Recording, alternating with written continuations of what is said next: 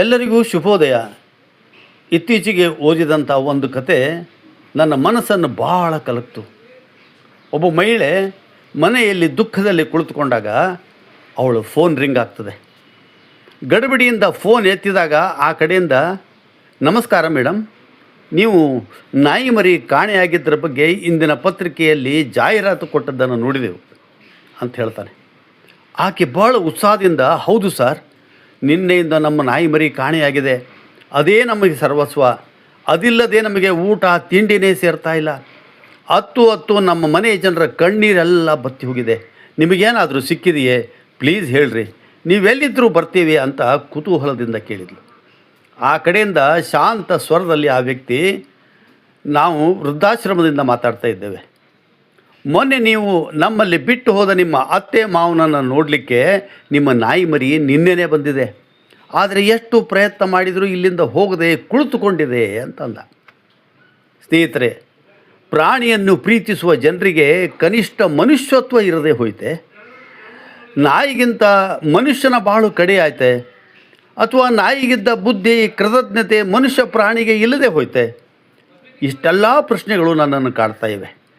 ಮಕ್ಕಳ ಮೇಲೆ ಜೀವವನ್ನೇ ಇಟ್ಟುಕೊಂಡ ಹಿರಿಯರಿಗೆ ಮಕ್ಕಳಿಂದ ಬೇಕಾಗಿರುವುದು ಅಂತಿಮ ದರ್ಶನದ ಕಣ್ಣೀರಲ್ಲ, ಪ್ರೀತಿ, ಕಾಳಜಿ ಮತ್ತು ಅಪ್ಪುಗೆ ಹೊರತು ಬೇರೇನೂ ಅಲ್ಲ. ಹಣತೆಗೆ ತೈಲವಾಗಲಿ ತುಪ್ಪವಾಗಲಿ ಬೇಕಾಗೋದು ಅದು ಉರಿತಾ ಇರುವಾಗ. ಆದರೆ ಹಣತೆ ನಂದಿದ ಬಳಿಕ ಎಷ್ಟು ಎಣ್ಣೆ ತುಪ್ಪ ಹಾಕಿದರೂ ಏನು ಪ್ರಯೋಜನ? ಅದೇ ರೀತಿ ಮನುಷ್ಯ ಸತ್ತ ಮೇಲೆ ಕಣ್ಣೀರು ಹಾಕ್ತಾ ಹಾಡಿ ಹೊಗಳಿದರೆ ಏನು ಉಪಯೋಗ? ಬದುಕಿದ್ದಾಗ ಆಡುವ ಪ್ರೀತಿಯ ನುಡಿಗಳು ಆತನ ಬದುಕಿಗೆ ಸಂಜೀವಿನಿ ಆಗಬಲ್ಲವು. ಮನೆಯಲ್ಲಿ ತಂದೆ ತಾಯಿಯರೊಂದಿಗೆ ಹೆಚ್ಚು ಕಾಲ ಕಳೆದರೆ ಎರಡು ಲಾಭ ಇವೆ. ಮೊದಲನೇದಾಗಿ ನೀವು ಸದಾ ಕಾಲ ಸಣ್ಣವರಾಗಿಯೇ ಇರ್ತೀರಿ, ಮತ್ತು ಎರಡನೇದಾಗಿ ಅವರು ಎಂದಿಗೂ ಮುದುಕರಾಗುವುದಿಲ್ಲ. ಯಾರ ತಂದೆ ತಾಯಿ ಇನ್ನೂ ಬದುಕಿದ್ದಾರೋ ಅಂಥವರು ಈ ಜಗತ್ತಿನಲ್ಲಿ ನಿಜವಾಗಿಯೂ ಶ್ರೀಮಂತರು. ಖಾಲಿ ಕೈಯಿಂದ ಅವರ ಬಳಿಗೆ ಹೋದರೂ ನಿಮ್ಮ ಇಡೀ ಜೀವನಕ್ಕೆ ಸಾಕಾಗುವಷ್ಟು ಶುಭ ಹಾರೈಕೆಯ ಆಶೀರ್ವಾದ ಕೊಟ್ಟು ಕಳಿಸ್ತಾರೆ.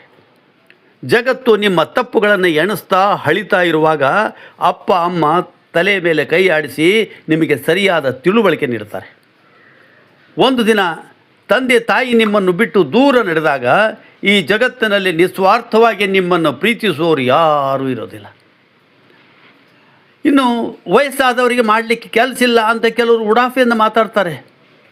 ಇದರ ಬದಲು ಒಮ್ಮೆ ಹಿರಿಯರ ಬತ್ತಿದ ಕಣ್ಣುಗಳಲ್ಲಿ ಇಣಿಕೆ ನೋಡ್ರಿ, ಅಲ್ಲಿ ನಿಮಗಾಗಿ ಹರಿತಾ ಇರುವ ಪ್ರೀತಿ ಅಂತಃಕರಣದ ಝರಿಯನ್ನು ನೋಡ್ರಿ. ಹೆತ್ತ ಕರುಳು ಹೊತ್ತ ಹೆಗಲು ಎರಡನ್ನೂ ಸದಾ ಸಂತೋಷವಾಗಿಟ್ಟರೆ ನೀವು ಇಡೀ ಜಗತ್ತನ್ನೇ ಗೆದ್ದಂತೆ ಅನ್ನೋದು ಸದಾ ನೆನಪಿರಲಿ. ಮಾತೆಯ ಮಹತಿ ತಿಳಿಯದವರಾರಿಲ್ಲ, ಪಿತನ ಮೂಕತ್ಯಾಗದ ಕಡೆಗಣನೆ ಸಲ್ಲ. ಮಾತೆಯ ಮಹತಿ ತಿಳಿಯದವರಾರಿಲ್ಲ, ಪಿತನ ಮೂಕತ್ಯಾಗದ ಕಡೆಗಣನೆ ಸಲ್ಲ. ಮಾತಾ ಪಿತರ ಪೊರೆಯುವ ಅವಕಾಶ ಸುತರ ಭಾಗ್ಯವದು ಶ್ರೀ ವೆಂಕಟ. ನಮಸ್ಕಾರ.